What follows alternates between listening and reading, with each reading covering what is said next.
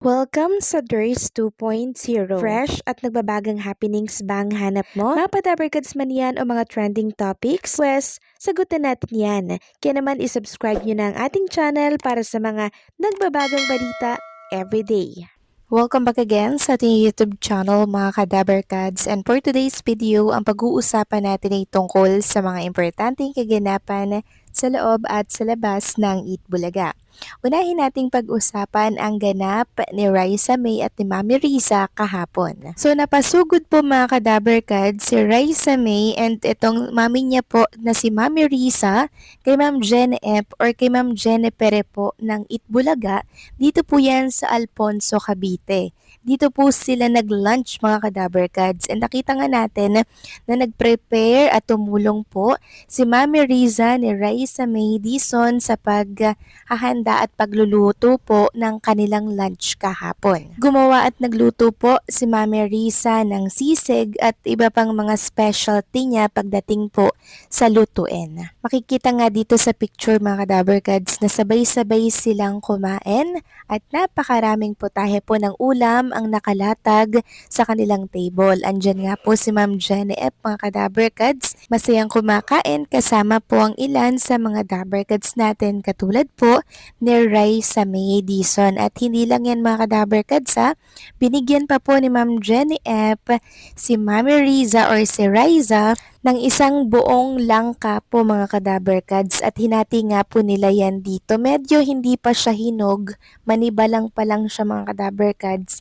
Pero carry na kasi iluluto naman ito ni Mami Riza as ulam. So yung kalahati papahinugin, yung kalahati gagawing ulam. O di ba mga kadabarkads, napakaganda talaga ng relationship or samahan po ng mga dabarkads host natin kay Ma'am Jennifer. Samantalang pag-usapan naman natin mga kadabarkads ang tungkol dito sa nagbabalik sa Eat Bulaga after 14 years mga kadabarkads. So year 2012 mga kadabarkads, si Gabi po ay naging contestant ata ng Eat Bulaga, no, and personal niya nga pong na-meet si Bossing Vic Sotto, and talagang gusto niya daw pong makita si Bossing Vic Sotto dahil idol na idol niya nga daw po ito.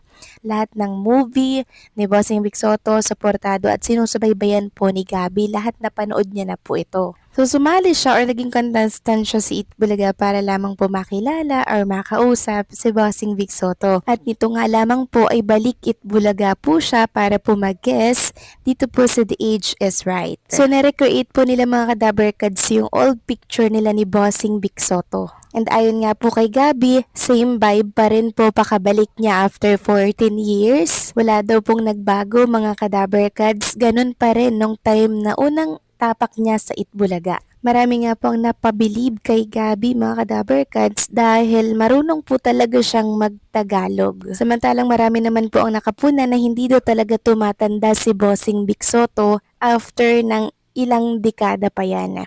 Sabi nga dito ng isang dabarkads natin, yung Gabi tumanda pero si Bossing vampira ata, ganun pa din at mas nagmukha pang bata. Sabi pa ng isa, parang tayo mga viewers lang ang tumatanda nung pinakita yung dating picture video nung guesting niya.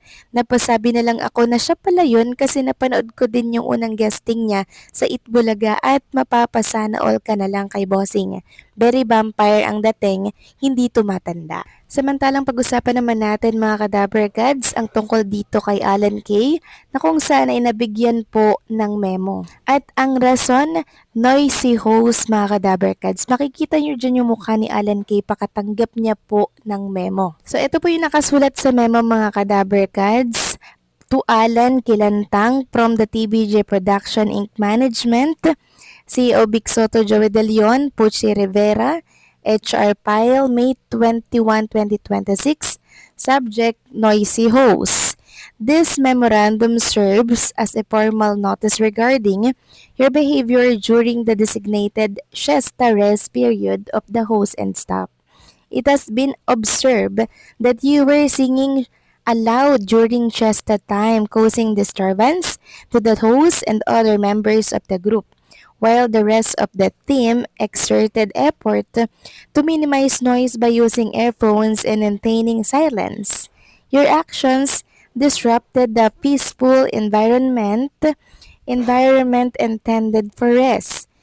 In this regard, you are hereby directed to refrain from singing inside the host room effective immediately until further notice. You can only sing in Clowns Quezon Avenue every Saturdays and Sunday.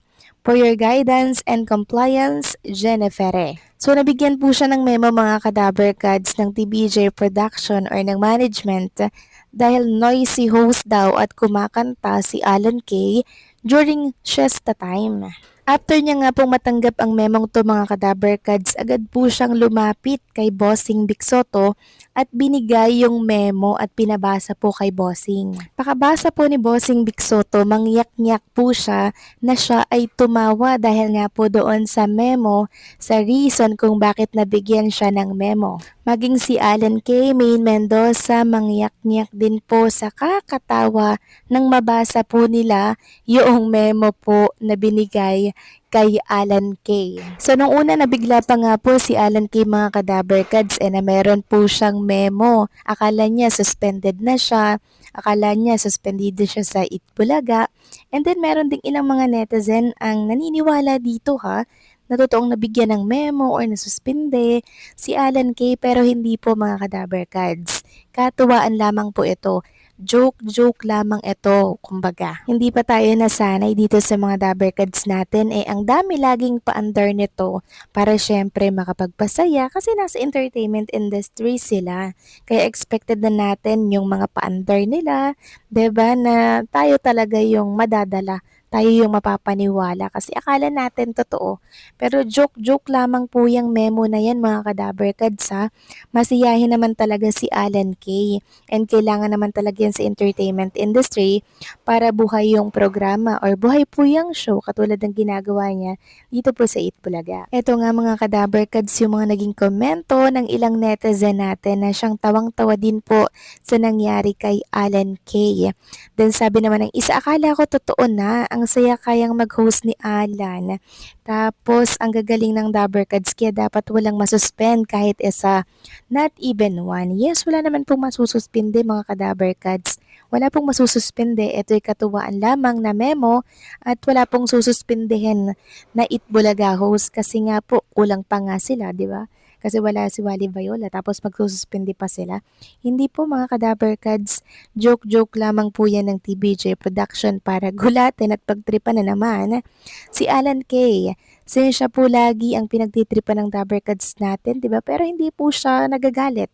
Sports lamang po si Alan Kay at sumasabay sa mga biro at joke ng ilang Itbulaga host. Mabait kasi yang si Alan Kay mga kadaber cads. Go with the flow lang sa mga trip ng mga daber cads natin. So paano mga kadaber cads? Hanggang dito na lamang po ang update natin at maraming salamat sa patuloy na pagsuporta.